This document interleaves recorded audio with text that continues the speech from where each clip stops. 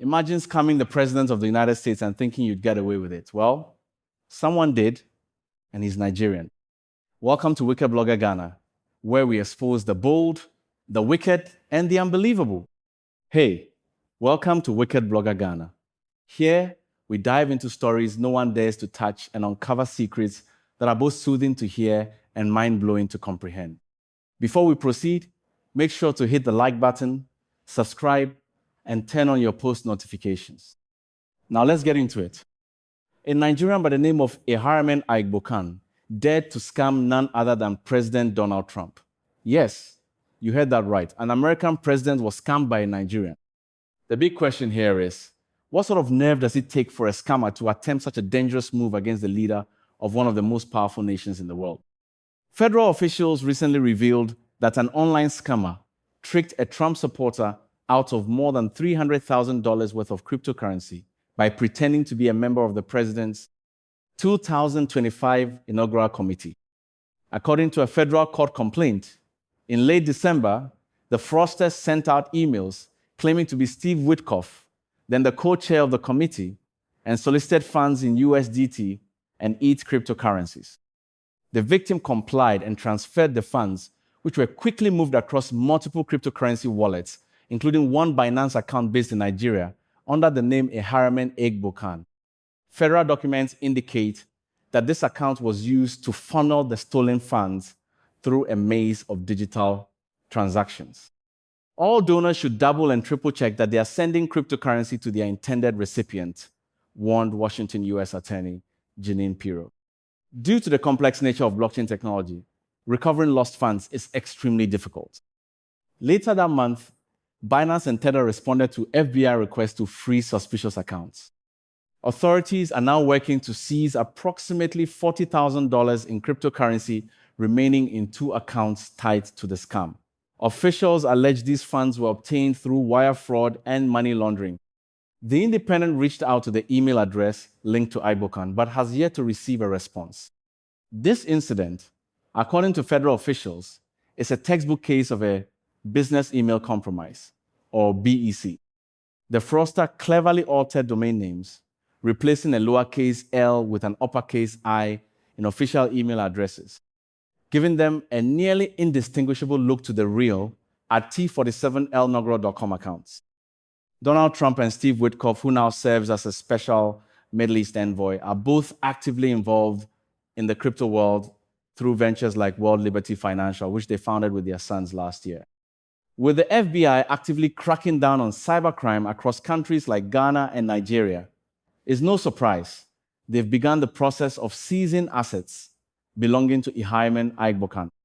His properties in Lagos are reportedly being confiscated and liquidated to repay the stolen funds. And the prison sentence? That seems inevitable. The question remains, what kind of guts does it take to go after an American president? What is business email compromise, BEC, fraud, and how is it done? In recent years, cybersecurity experts and law enforcement agencies have raised red flags about a dangerously effective form of cybercrime known as business email compromise, BEC. Despite its technical sounding name, BEC is alarmingly simple and devastatingly effective. Unlike traditional hacking that requires breaching secure networks, BEC thrives on deception, trust manipulation, and impersonation. According to the FBI's Internet Crime Complaint Center, IC3, BEC scams have cost global businesses more than $50 billion, making them one of the most financially crippling cybercrimes today. BEC fraud often starts with digital reconnaissance.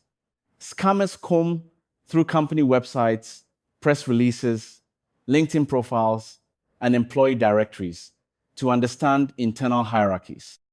Once they identify their target, typically a finance officer or junior accountant, they spoof or hack executive emails, particularly from the CEO or CFO. The message usually comes with urgent language. We need to finalize this deal immediately. Wire $180,000 to this account in the next hour. The tone is always formal and time-sensitive, leaving little room for second-guessing.